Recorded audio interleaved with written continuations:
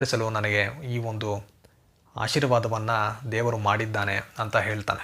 ಇನ್ನು ಮುಂದೆ ನೀಲಿ ತೋಳದ ವಂಶದವರೇ ಇಡೀ ಪ್ರಪಂಚವನ್ನು ಆಳಬೇಕು. ನಾವೆಲ್ಲರೂ ಇವತ್ತು ಒಂದಾಗಿದ್ದೇವೆ.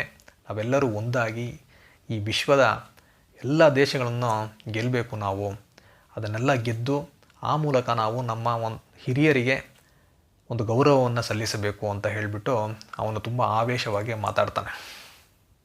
ಅದನ್ನೆಲ್ಲ ಕೇಳಿಸಿಕೊಂಡಂತಹ ಅಲ್ಲಿನ ಜನ ಸಮೂಹ ಏನಿದೆ, ಸೈನಿಕರು, ಇವರೆಲ್ಲ ತುಂಬ ಆವೇಶದಿಂದ, ತುಂಬ ಉತ್ಸಾಹದಿಂದ ಹುರೆ ಹುರೆ ಅಂತ ಅವರು ಕೂಗ್ತಾರೆ. ಈ ರೀತಿ ಟೆಮುಜಿನ್ ಚೆಂಗಿಸ್ ಖಾನ್ ಆಗಿ ಹೊಸ ಒಂದು ಮಂಗೋಲಿಯನ್ನರ ಸಾಮ್ರಾಜ್ಯ ಏನಿದೆ ಅದನ್ನು ಕಟ್ಟುವುದಕ್ಕೆ ಅವನು ಸಿದ್ಧನಾಗ್ತಾನೆ. ಟೆಮುಜಿನ್ ಈಗ ಚೆಂಗಿಸ್ ಖಾನ್ ಆಗಿ ಮಂಗೋಲಿಯನ್ನರ ಖಾನ್ ಆಗಿದ್ದಾನೆ. ಖಾನ್ ಆಗಿದ್ದೇನೋ ಆಯಿತು, ಆದರೆ ಮುಂದೆ ಇಷ್ಟೊಂದು ದೊಡ್ಡ ಒಂದು ಸಾಮ್ರಾಜ್ಯವನ್ನು ಹೇಗೆ ಮುನ್ನಡೆಸಬೇಕು, ಆಡಳಿತಾತ್ಮಕವಾಗಿ ಇದನ್ನು ನಿರ್ವಹಣೆ ಮಾಡಲು ಯಾವ ಯಾವ ಕ್ರಮಗಳನ್ನು ಕೈಗೊಳ್ಳಬೇಕು, ಈ ಒಂದು ಆಡಳಿತವನ್ನು ನಾವು ಹೇಗೆ ಮಾಡಬೇಕು ಅನ್ನೋದ್ರ ಬಗ್ಗೆ ಅವನು ಯೋಚನೆ ಮಾಡ್ತಾನೆ. ಇಡೀ ಒಂದು ವ್ಯವಸ್ಥೆ ಏನಿದೆ ಅದನ್ನು ಸರಿಯಾದ ರೀತಿಯಲ್ಲಿ ನಿರ್ವಹಣೆ ಮಾಡಬೇಕು ಅಂತ ಯೋಚನೆ ಮಾಡ್ತಾನೆ. ಅದಕ್ಕೆ ಅವನು ಏನು ಮಾಡ್ತಾನೆ ಅಂದರೆ, ತನ್ನ ಒಂದು ಆಳ್ವಿಕೆಯಲ್ಲಿ ಬರುವಂತಹ ಕಾನೂನು ಹಾಗೂ ಸರ್ಕಾರಕ್ಕೆ ಸಂಬಂಧಪಟ್ಟ ವಿಷಯಗಳನ್ನೆಲ್ಲ ಬರವಣಿಗೆಯ ರೂಪದಲ್ಲಿ ದಾಖಲಾತಿ ಮಾಡಬೇಕು ಅಂತ ನಿರ್ಧರಿಸ್ತಾನೆ.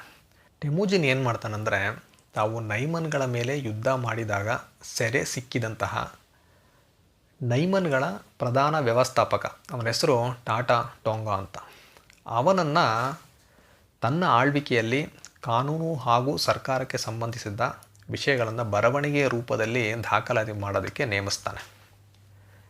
ಈ ಟಾಟಾ ಟೋಂಗಾ ಏನಿದ್ದಾನೆ ಅವನು ಉಯೂರ್ ಭಾಷೆಯನ್ನು ಕಲ್ತಿರ್ತಾನೆ. ಅಂದರೆ ಟರ್ಕಿಯನ್ನರ ಒಂದು ಭಾಷೆ ಅದು. ಆ ಭಾಷೆಯಲ್ಲೇ ಟೆಮುಜಿನ್ ತನ್ನ ಕಾನೂನು ಹಾಗೂ ಸರ್ಕಾರಕ್ಕೆ ಸಂಬಂಧಪಟ್ಟ ವಿಷಯಗಳನ್ನೆಲ್ಲ ದಾಖಲಾತಿ ಮಾಡಲು ಹೇಳ್ತಾನೆ. ಈ ಉಯೂರ್ ಭಾಷೆ ಏನಿದೆ ಅದು ಮೇಲಿಂದ ಕೆಳಗೆ ಬರೆಯುವಂತಹ ಭಾಷೆ. ಚೀನಿಯರ ಒಂದು ಲಿಪಿ ಏನಿದೆ ಆ ರೀತಿಯ ಒಂದು ಲಿಪಿ, ಎಡದಿಂದ ಬಲಕ್ಕೆ ಮೇಲಿಂದ ಕೆಳಕ್ಕೆ ಬರೆಯುವಂತಹ ಒಂದು ಲಿಪಿ.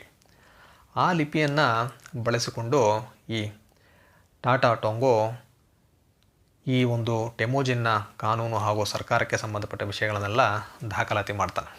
ಅದೇ ರೀತಿ ಟೆಮುಜಿನ್ ತನ್ನ ಮಕ್ಕಳಿಗೆ ಈ ಭಾಷೆಯನ್ನು ಕಲಿಸಿ ಅವರಿಗೆ ಒಂದು ವಿದ್ಯಾಭ್ಯಾಸವನ್ನು ಕಲಿಸ್ಕೊಡ್ಬೇಕು ಅಂತ ಆ ಟಾಟಾ ಟೋಂಗೋ ಹತ್ರ ಕೇಳ್ಕೊಳ್ತಾನೆ. ಅದೇ ರೀತಿ ಟೆಮುಜಿನ್ನ ಮಕ್ಕಳು ಈ ಭಾಷೆಯನ್ನು ಕಲ್ತ್ಕೊಳ್ತಾರೆ. ಟೆಮುಜಿನ್ ತನ್ನ ಒಂದು ಆಳ್ವಿಕೆಯಲ್ಲಿ ಹಲವಾರು ಸುಧಾರಣೆಗಳನ್ನು ಮಾಡ್ತಾನೆ. ಅವನು ಯಾರಿಗೆ